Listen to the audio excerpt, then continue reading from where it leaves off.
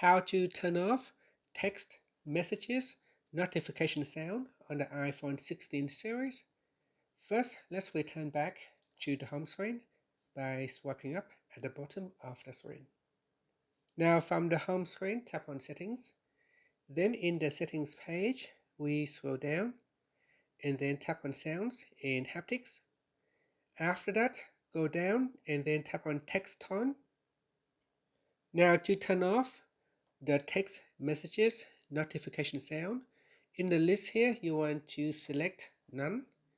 So by selecting None, you still receive notifications on your device. You still receive notifications in the notification center for text messages.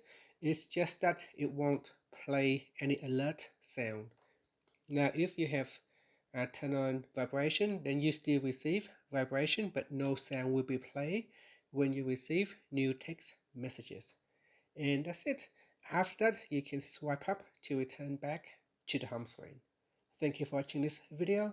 Please like and subscribe to my channel for more videos.